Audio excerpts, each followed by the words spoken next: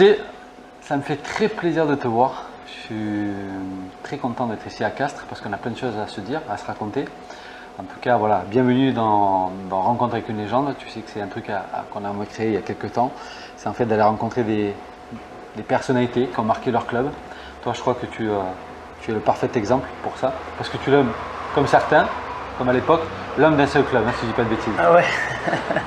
Ah oui, j'ai jamais osé partir, même j'avais aucune intention de partir d'ici, quoi. J'étais là, j'avais ma mère là, on est très de famille, donc je ne serais jamais parti, quoi. En fait. Ouais. Mais ça, on va en parler parce que c'est une longue et belle histoire d'amour avec ce club de Castres. Parce que, en fait, il faut le rappeler, toi, tu es espagnol, tu es issu d'un pays qui est porté par le football. Justement, pourquoi avoir choisi le rugby? Le rugby, même moi, au départ, je me demande pourquoi j'ai choisi le rugby, quoi. Hein. Je choisis ça parce que au départ, c'est. Dis la vérité, hein, tu sais non, que c'était en famille, c'était les copains, tu vois, Ouais. voilà, entre amis. Et c'est vrai qu'on était, je ne me rappelle même plus, en 6e ou en 5e, je me rappelle, un truc comme ça, 6e, je crois que c'était. Et dans la cour, à l'époque, il y avait des petites bagarres organisées. Et là, peut-être que j'étais l'un des plus forts. Et là, j'ai des jeunes qui jouent au Castres Olympique en minime, qui me demandaient pourquoi tu ne viendrais pas avec nous. Ouais. Je suis super copain, pourquoi tu ne viendrais pas? J'ai dit, le rugby, je sais rien, moi. Hein, Ouais. Je dis, mais si, tu es fort, tu te bagarres, tu es fort, c'est costaud, il faut venir avec nous. Et voilà, ça a commencé comme ça. Comme ça, tout simplement. Ouais, en minime, et je suis allé, et j'étais nul, hein, mais j'étais nul, mais bon, petit à petit, j'ai commencé à progresser, voilà. Donc tu arrives en minime, tu commences dans ce club de Castres. Quelles ont été un peu tes premières impressions, tes premiers entraînements, peut-être ton premier entraîneur? Comment tu as appréhendé tout ça? Disons, c'est vrai que le rugby, je ne connaissais même pas les règles du tout. Alors j'ai commencé à jouer, mais je ne savais pas quoi. J'étais fort dans la bagarre du 1 contre 1, j'étais fort, mais après techniquement, je ne comprenais pas, quoi. Et c'est vrai qu'au début, bon, c'était comme ça, petit à petit. Après, on m'a dit de revenir l'an prochain, et ainsi de suite, quoi. Tu étais revenu à chaque fois. Voilà, jusqu'en junior. Jusqu'en junior, parce qu'à l'époque, en junior, il y avait 3 ans de junior. J'ai passé cadet, 3 ans de junior. Crabos, Balandre de Crabos, j'irais chez je crois, non, je ne sais pas. Non, c'est encore plus loin. C'est plus. T'as vu, j'ai pas voulu te dire. Non, c'est minime, 2 ans minime. 2 ans de cadet. 2 ans de cadet et 3 ans junior. Et après, voilà. Tu es passé en espoir. Pas en espoir, en National B. Ouais, ils appelaient ça. Ouais. Et donc, voilà, jusqu'en dernière année junior. Et là c'est sûr qu'après, quand tu montes, c'est comme partout, j'avais pas de niveau, quoi. Ouais. J'avais pas de niveau, je pouvais être peut-être rude dans le combat, tout ça, mais rubistiquement, je comprenais rien, quoi. Ouais. Petit à petit, malgré que j'ai fait des progrès. Et donc, j'ai signé dans des petits clubs, dans le Tarn, tout. Tu as quitté Castres? Oui, à partir de junior? Ouais. Parce que. Tu sentais que tu n'avais pas le niveau ou non, c'était les gens qui avaient, ils disaient. Comme je savais pas le lieu, ils m'ont mis un petit peu de côté parce qu'ils me disaient tu franchiras jamais. Et j'ai dit bon, il n'y a pas de souci. Et c'est Alain Gaillard qui est venu me chercher, parce qu'en plus je cherche un travail à tout prix. Et c'est Alain Gaillard qui est venu me chercher, il entraînait à l'Aviron Castré. Et je suis parti à l'Aviron Castré. Incroyable. Et ouais, j'ai passé de très grands moments, tout. Et le retour, c'était une fois de plus Alain Gaillard quand il a pris l'équipe 1 en. Quand c'était 86 ou un truc comme ça, 86, 80, un truc comme ça. Quand il a repris le Castres Olympique, il est venu me chercher, j'étais à Revel, c'était un an, et il m'a dit, José, voilà, il me faut des joueurs comme toi. Joueurs de tempérament. Joueurs de tempérament, surtout, une petite anecdote, surtout que j'étais suspendu un an à Revel. Non. Ouais. J'étais suspendu un an, il est venu, même suspendu, il m'a dit, bon, j'ai besoin de joueurs comme toi, dans ton carré, tout, il m'en faut, quoi. J'ai dit, il n'y a pas de souci, Alain, je pars avec toi, l'aventure, on repart ensemble. C'est énorme parce que tu parles d'Alain Gaillard, parce qu'il a marqué aussi ce club. Il a marqué aussi autour d'une génération de joueurs aussi, hein, tu me disais, tu as joué avec Laurent Labitte, avec il y a eu Carminati aussi qui est venu à Castres, il y a Saïd Filali, oui. Il y avait le grand troisième. J'en ai vu passer du monde. Il y a eu toute cette génération. Boulon, Laforgue, Vidal. Mais tous, moi, je me rappelle que les premières lignes, tu sais, Ouais. comme ça. Mais ces mecs-là, ils ont marqué aussi le club. Ouais. Mais pour revenir sur Alain Gaillard, c'est énorme parce qu'il a façonné ou il a construit une génération aussi de joueurs Oui, castelais. oui, c'est lui qui nous a. Disons, moi, de tout ce que j'ai pu côtoyer comme entraîneur, bon, il y en a qui.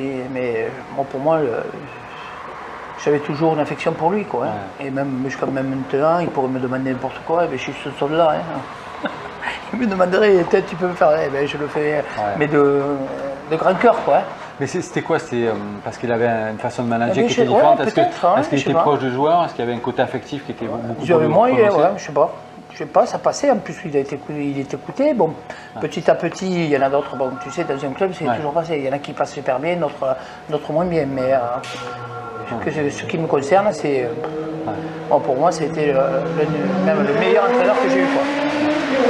Pour revenir sur cette épopée, cette génération de Castres, tu le disais, tu n'as peut-être pas été comme certains proté ou voilà, mais tu étais un joueur. Alors, j'aime pas caractériser simplement sur cette qualité-là, dire j'étais un joueur rugueux, parce qu'en fait, ce qu'il faudrait qu'on démontre, c'est que chaque fois qu'il y a eu de la concurrence, chaque fois qu'il y a eu des grands noms à Castres, tu as toujours joué, quoi. Par obstination, par force de travail aussi. C'est ce qui t'a donné aussi peut-être ce côté légendaire, j'aime bien le terme aussi, de dire aussi quand tu as joué sur le terrain, tu sais qu'il est là, quoi. Voilà, mais je pense que les entraîneurs le savaient aussi, quoi. Mais c'est vrai que ça a été dur pour moi, ça a été vraiment dur parce qu'à chaque fois, chaque année, il y avait 4, 5, 6, 8 troisième ligne. À chaque fois, c'était un combat. Bon, après, c'est moi qui faisais après, c'est par rapport aux équipes, par rapport au système de jeu que peut-être que je rentrais plus facilement que les autres. Mais voilà, disons, après. Après, il fallait. C'était un combat, il fallait tout le temps prouver, et c'est ce qui m'a fait grandir, quoi. Moi, déjà à l'époque, pour te dire, déjà j'aimais m'entraîner. Parce que déjà à l'époque, je m'entraînais pratiquement tous les jours, quoi. J'étais avec Jean-Pierre Finière, un carrière de Castres Olympique aussi, qui est prépare chez les jeunes maintenant.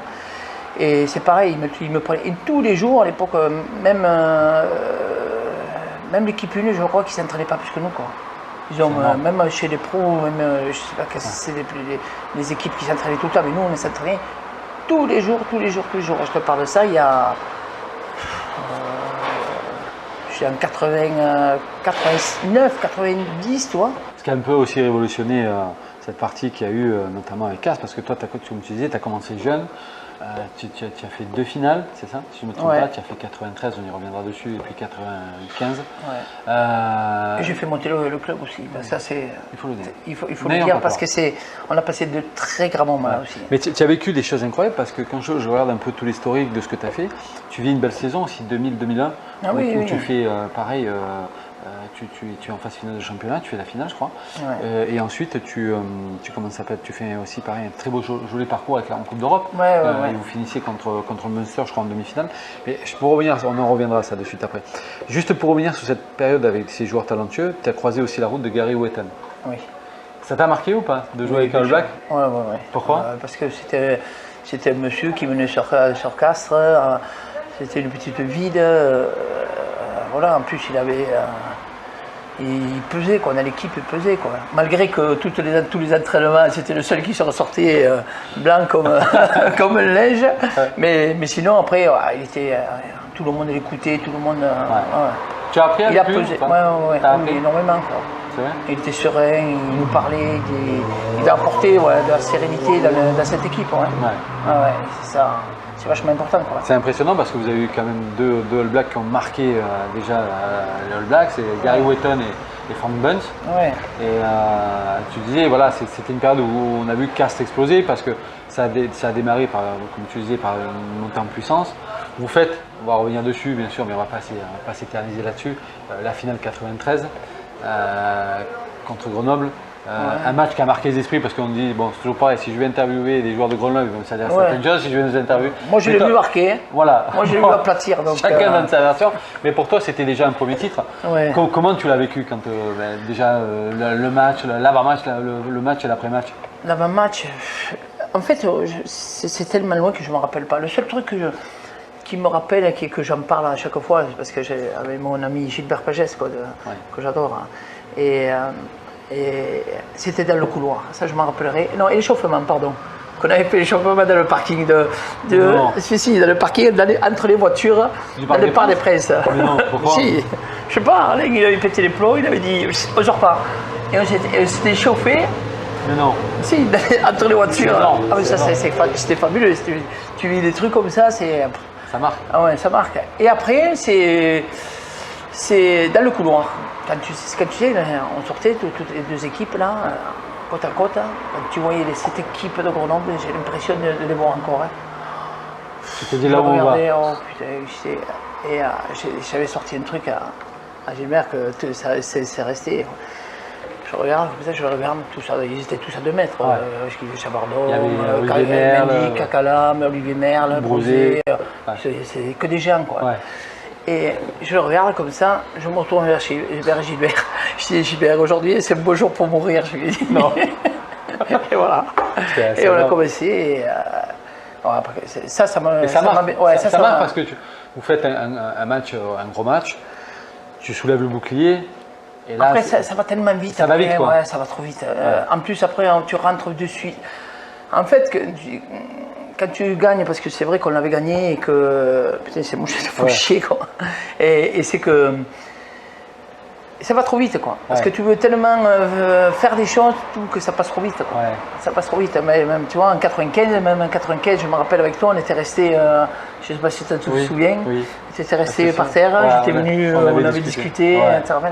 Et voilà, mais au contraire, c'est là où c'est qu'on devrait profiter de rester. Moments. Mais là, je crois qu'il le faut un peu plus. Hein. Il reste un peu plus sur le terrain. Mais nous, au début, c'est le regret que j'aurais, tu vois, c'est que de ne pas avoir pris le temps de pas apprécier ce moment fabuleux, parce que c'est tellement difficile de gagner. Disons, pour des équipes, pour d'autres équipes, ils ont la chance d'enchaîner, mais pour d'autres équipes, c'est tellement compliqué que des moments comme ça, il faut les savourer à fond, quoi. Tu sais que moi j'ai souvenir, parce que tu parles de 95, quand on joue contre vous avec le Stade Toulousain, je me rappelle qu'on s'était fait piéger, et je crois que ça avait fait péter un câble à Guinoves. Tu te rappelles la une du middle, c'était le lundi, parce que le middle sortait le lundi, il n'y avait pas le middle du vendredi, et en fait ils nous avaient demandé, on n'avait pas compris pourquoi, tu sais, de venir avec des motos Harley. Et en fait tu voyais tous les mecs du stade avec les grosses Harley et tout, et en fait vous étiez en parallèle de la photo, vous n'avez pas d'Harley et des trucs comme ça, et en fait vous étiez à cheval les uns sur les autres comme ça, en train comme si vous étiez sur une moto. Et moi ça m'avait fait sourire, tu vois, j'avais pas vu, tu vois, de parler en disant tiens nous c'est club de riches ou que ce soit, mais j'ai trouvé putain, ils sont bons les mecs, ils sont bons parce qu'il y avait quelque chose de fort entre vous, tu vois, dire Castres CV, alors j'aime pas l'imager comme ça en disant c'est le petit village gaulois, mais ça a toujours été particulier et à part, quoi. Ouais, Castres ça a toujours été, et d'ailleurs je sais pas comment c'est ailleurs, hein, mais à Castres, on est très proches. Je sais que on se voit très souvent avec tous les gars qui sont sur Castres. On est toujours en train de se voir, quoi. On fait des trucs ensemble, on organise et voilà, quoi, disons. C'est famille, ouais, c'est famille. Peut-être parce que c'est plus petit qu'on a la chance de se voir un peu plus souvent. Qu'à Toulouse, c'est déjà plus grand, ou Paris, il y a des villes comme ça où c'est que tu habites d'un côté, l'autre habite de l'autre, donc c'est sûr qu'on se voit un peu moins, quoi. Mais nous c'est plus petit, on a plus de chances de se voir plus souvent, quoi. Donc après, bon, tu disais qu'en gros, pas ce qui vous différencie, mais ce qui a été une des forces aussi de ce CO, c'est le fait de vivre ensemble, quoi. Tu vois, tu disais l'esprit de famille, c'est vrai que tous les clubs l'ont. Mais vous, c'était un peu plus prononcé, c'est-à-dire que chaque fois, vous faisiez. Moi, je vous vois, j'ai eu la chance de vous voir un peu, vous observer. Vous êtes toujours proches, il y a beaucoup d'affection entre vous. Ouais. Surtout, on s'aime beaucoup, disons, même avec tout le monde. Disons.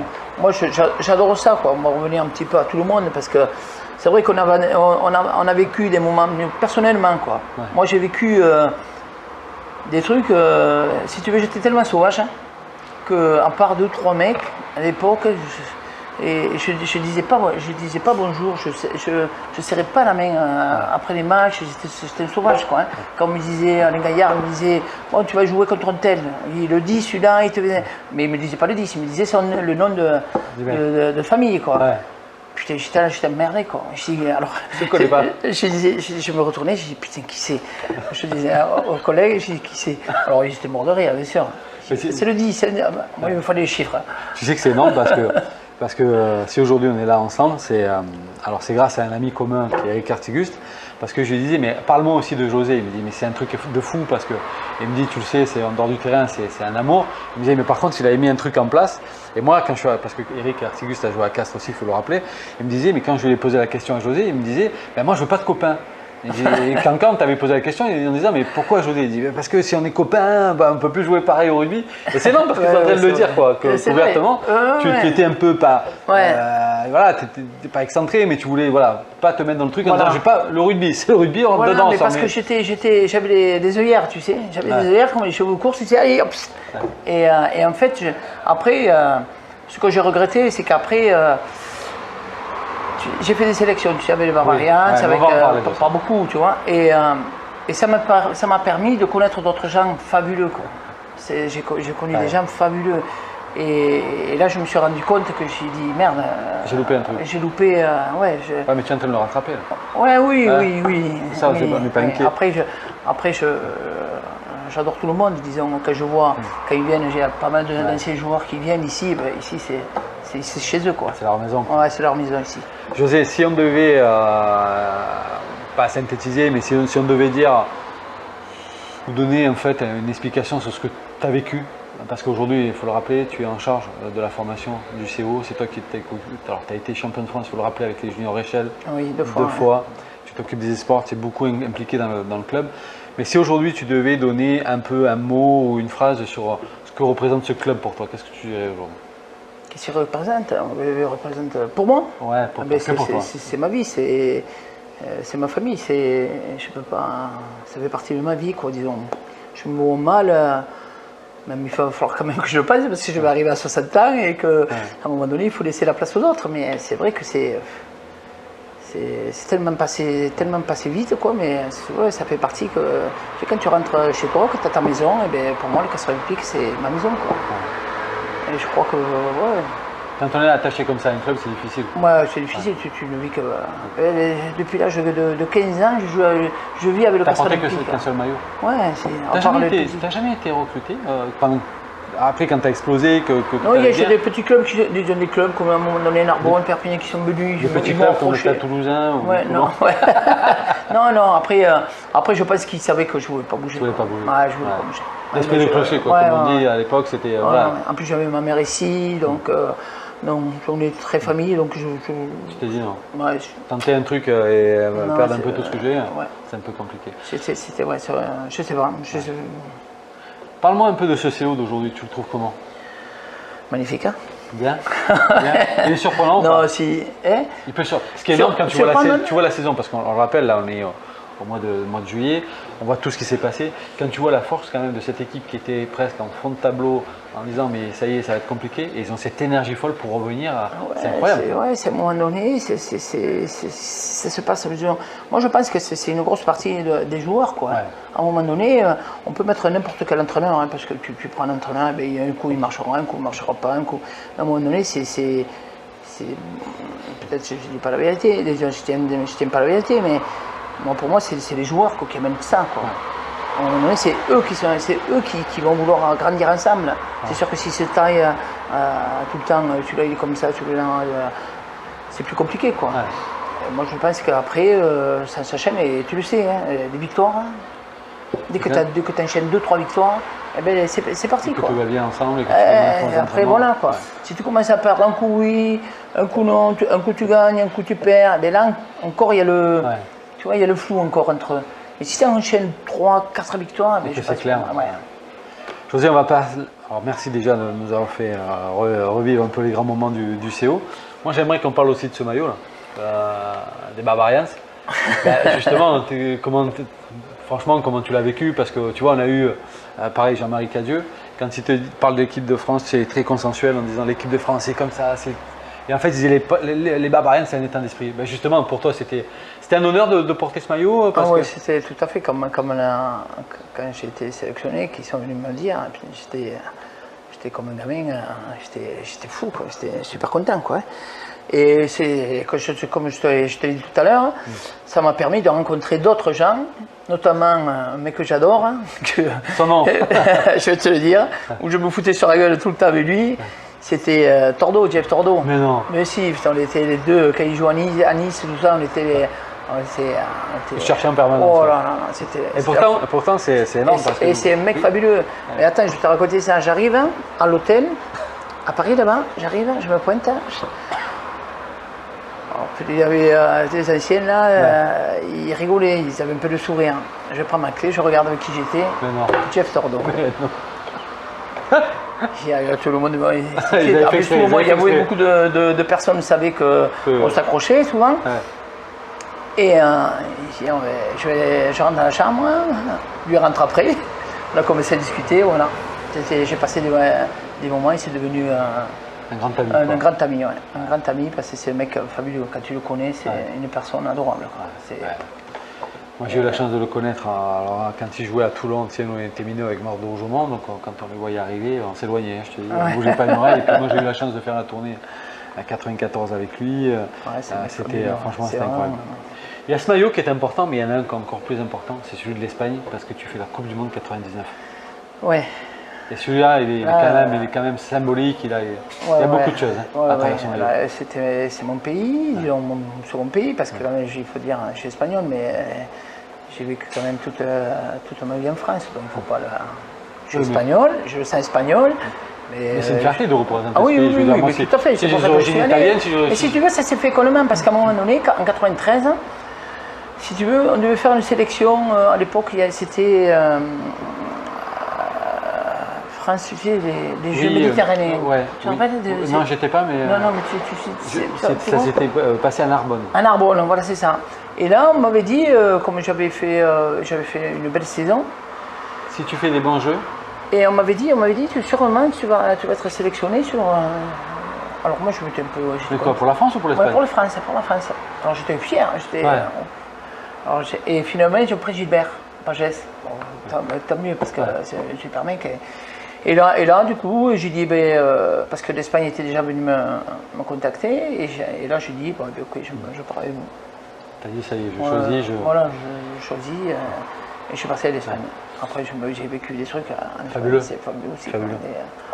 C'est vrai que le rugby, je ne sais pas si maintenant il t'amène tout ça, mais le rugby, pour moi, ça a amené quelque chose d'important dans la vie, quoi. Disons, ça t'a posé, ça te... Ouais, ça m'a beaucoup aidé, quoi, le rugby. C'est énorme parce que tu vois, tous ceux qu'on a la chance d'interviewer, vous avez tous ces mots forts, quoi. Ça m'a apporté, ça m'a apaisé, ça m'a construit, tu vois. Bon, peut-être je rappelle le rugby et peut-être que je ne serai pas là. non, si, ça nous a amené une rigueur, voilà. Ça nous a construit. Ça nous a construit, exactement. José, moi je voudrais qu'on rétablisse une vérité parce que tu sais qu'on a encore un ami en commun, on a beaucoup d'amis en commun. On a le président de Bayonne qui m'a vendu qu'il était à l'époque le Johnny Wilkinson de la sélection espagnole, Philippe Taïeb. Est-ce que c'est vrai ou pas? Est-ce que Philippe était un très très bon joueur? C'est un garçon qu'on adore, hein, on met les choses au clair. C'est mon frère, donc je sais pas, c'est ton frère. Je ne peux pas le critiquer. C'était un excellent joueur. Ouais. C'était dans tous les sens du terme. C'est une personne fabuleuse. Il faut prendre comme il est, mais c'est un mec entier. Nous on le connaît très bien. Ce qu'il fait avec Bayonne, c'est top, extraordinaire. C'est ce qu'il a mené, parce que là aussi, je l'avais plusieurs fois au téléphone. Bon là, c'est moins, mais quand je ne le voyais pas d'un an ou 2 ans, dès qu'on se voit, c'est. C'est comme si vous étiez quitté hier. Voilà, comme si on se quitte tout. Voilà, hop, ciao à demain, on se revoit 2 ans après. Oh, alors, voilà. Ça ne change pas. Oui, ça ne change pas. Pourtant, c'est une personne fabuleuse. José, on ne va pas parler que Philippe Taïeb. Hein. Je ferai rencontrer une légende avec Philippe Taïeb. Je crois qu'on peut passer un joli moment aussi. Oui, on va parler aussi de ce que tu fais aujourd'hui parce qu'on disait dans le club, tu es hyper impliqué, notamment au niveau de la formation. Pourquoi avoir choisi ce rôle-là? Eh bien parce que après j'ai commencé. En fait, c'était. Je voulais faire de la prépa. Je voulais m'occuper. Et quand j'ai arrêté, d'ailleurs, j'avais intégré les prépas physiques. Je voulais la réathlétisation. Et donc, je prenais des gens qui étaient blessés et tout, je les remettais un petit peu en forme. Et là, à l'époque, c'était Philippe Béraud. Il vient me voir, il me dit, mais pourquoi tu ne prends pas les espoirs, José? Tu régaleras plus, quoi, prendre les espoirs. Je dis, oh, parce que Philippe Béraud, c'est un bon mec, c'est un super mec. Et il entraînait avec Seigneur, enseigne. Voilà. Et donc, et Philippe il me dit, prends les espoirs, tout. Je dis, bon, allez, je t'écoute, allez, je prends les espoirs. J'ai pris les espoirs, ça a commencé. C'était le piège, parce qu'après, je n'ai pas lâché. Ouais. Je me rappelle, les espoirs, ils s'entraînaient 2 fois ou 3 fois. Je suis arrivé, on s'entraînait tous les jours. T'as dit maintenant, les gars, si vous voulez maintenant, au niveau, c'est maintenant. Au boulot, on s'entraînait tous les jours. Et voilà, quoi. Et ça a commencé de là, et après, tu mets le petit doigt, et après, c'est parti. C'est parti. Tu mets tout le corps, la main, le bras, le corps, et. Mais après, c'est intéressant, c'est enrichissant. Ah ouais, c'est enrichissant. J'ai vu passer tous les jeunes du Castres olympique, là. Que tu vois jouer maintenant. Voilà, que je vois jouer, qui sont capitaines, qui ont tous les. Comme Anthony, comme plein de joueurs, quoi. Ouais. Le plus ancien, c'est Marc-Antoine Radier. Ouais. Quand il a commencé, je me rappelle, il était talonneur, il dit, mais il ne jouera jamais talonneur. Et regarde la saison qu'il fait, quoi. Ouais, je me rappelle, et que je me rappelle comme si c'était hier, hein, je lui ai dit, Antoine, jamais tu joueras en équipe. Jamais. Tu as vu la carrière qu'il fait? Pas triché. Non, lui, il n'a pas triché, non. José, merci beaucoup. Merci beaucoup en tout cas pour ce joli moment parce que ça passe très très vite. Et tu sais qu'on a pour habitude, nous, voilà, quand on fait ce genre de rencontre, de demander, tu vois, aux personnalités de regarder la caméra tout simplement et de celle-ci, tu vois, de regarder celle-ci de caméra et de dire ce que tu as envie de dire au rugby ou peut-être aux gens qui nous regardent ou peut-être aux jeunes troisième ligne qui aimeraient avoir la même carrière que toi. Qu'est-ce que tu aimerais dire aujourd'hui? C'est pas facile? Non, c'est pas facile, non. C'est surtout qu'il y a beaucoup de concurrence pour ces troisième lignes qui essaient de percer, surtout ceux qui sont en haut déjà, ils ont déjà un pied, donc c'est plus facile. Mais ceux qui sont un peu plus bas, quoi, je pense que c'est un gros travail à faire, quoi, disons, un gros travail d'haleine, de persévérance et qu'il faut qu'ils se surpassent, quoi. Ouais. Pour arriver, surtout au rugby moderne, tu peux être à fond tout le temps, quoi. Tu peux pas, comme je l'ai dit, je connais des jeunes, je sais ce qu'il faut leur dire, mais là, quand tu es chez les pros, c'est pas pareil, parce qu'ils sont suivis différemment, ils ont tellement de choses pour maintenant, avec tout ce qui est prépa, le suivi, c'est vachement... Donc, moi je dis c'est plus simple, mais il ne faut pas tomber dans la facilité, quoi. Ouais. Il ne faut pas tomber dans la facilité, toujours bosser. Ouais. Et même si ça n'arrive pas de suite, un jour ou l'autre, ça tombera. Ouais. Même si c'est pas... parce que c'est vrai que, comme je dis souvent à tous mes jeunes, c'est pas parce que... En fait, nos jeunes, je vais être vite, non, t'inquiète. Nos jeunes, ils croient que... Parce que ça aussi... la formation est finie à 21 ans, 22, moins de 22, et on n'a pas assez de temps parce que tu as des jeunes qui sont en retard un petit peu et qu'il leur faudrait un an de plus. Avant c'était 23 ans, je pense que c'est beaucoup mieux, quoi. Maintenant 22 ans, nous en formation, c'est trop court, quoi, c'est trop court. Donc, mais comme je dis, il y a 22 ans, les mecs, ils arrêtent, j'en vois beaucoup, ils finissent, ils arrivent à 22 ans. Ils n'ont pas sorti un contrat pro ou un contrat espoir. Qu'est-ce qu'ils font? Allez, c'est fini pour moi. Ouais, c'est ça qui. Mais là, 80%, c'est ça, même 90%, quoi. Et là, c'est là où c'est que j'interviens. Je dis, mais profitez de nous, des installations, de tout, pour être les meilleurs. Si tu n'es pas le meilleur chez nous, peut-être que tu seras le meilleur en Pro D2, ou en Fédéral 2, ou en Fédéral 1. Et là, tu vas te régaler, quoi. Et c'est ça que voilà, si j'ai un message à faire passer, c'est ça, quoi. À tous ces jeunes qui croient qu'à 22 ans, le rugby s'arrête. Non, c'est pas possible, quoi. 22 ans, c'est là où il faut travailler encore plus, et bien tu seras le meilleur dans ta catégorie, mais il faut rien lâcher, quoi.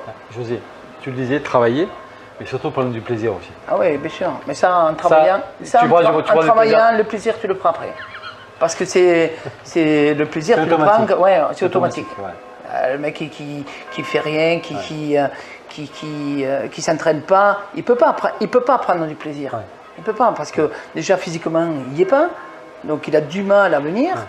Donc, mais le mec qui est sérieux, qui s'entraîne comme un fou, qui fait tout ce qu'il faut, eh ben, c'est plus facile et il prend du plaisir après. José, merci beaucoup en tout cas. C'était un joli moment. Voilà. Merci beaucoup mon ami. Merci José. Merci à toi.